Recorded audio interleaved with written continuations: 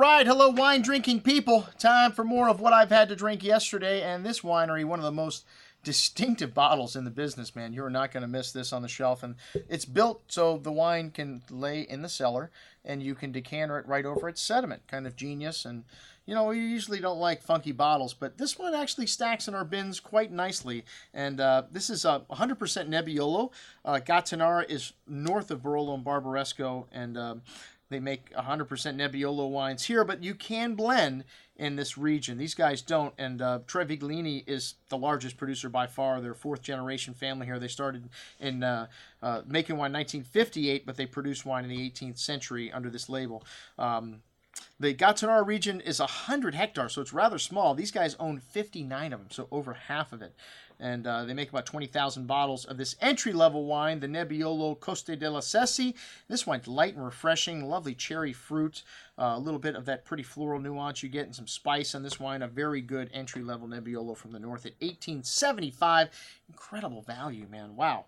Even this Gattinara at $30, man, a really nice value. And this wine's really rocky soils here, rich in iron and granite, and you get that minerality showing through in the wine. And you could put Vespolina and Crotina in the wine, but these guys use 100% Nebbiolo here to give it a little more aging potential.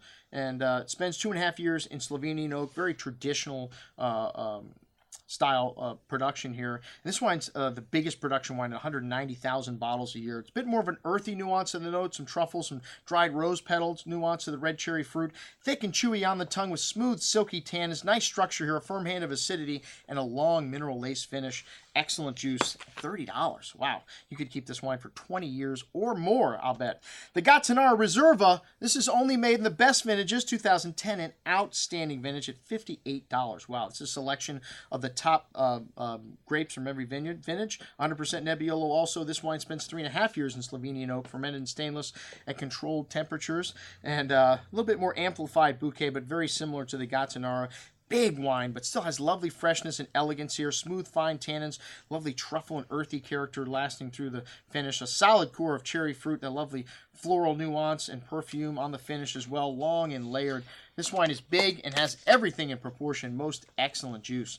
All right, the Vigne Gattinara, which is 2008. This is a blend of 3 historic vineyards, 100% Nebbiolo, each of the vineyards giving the wine a little distinct characteristic here.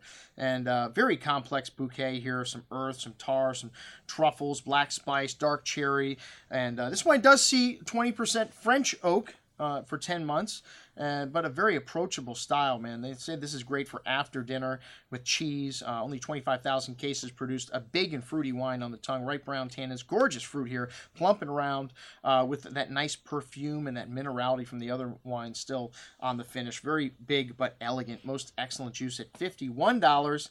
And then one of the coolest things you will find in the world that I've seen, a Nebbiolo that's made a passamento style. So like Amarone, they dry the grapes until January and then press them.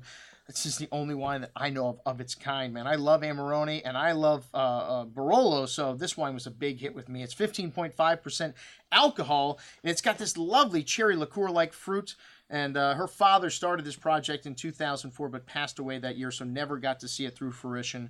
And really, Il Sogno, the dream, is what the name of the wine is. Lots of exotic spices, potpourri of flowers, very complex bouquet, aged for 4 years in Slovenian oak. Only 4,000 bottles produced in the best vintage. Really super rich wine on the tongue, sweet cherry liqueur-like fruit, array of that floral nuance, a long layered finish. This is a unique wine, made for both the Amarone and the Nebbiolo lovers.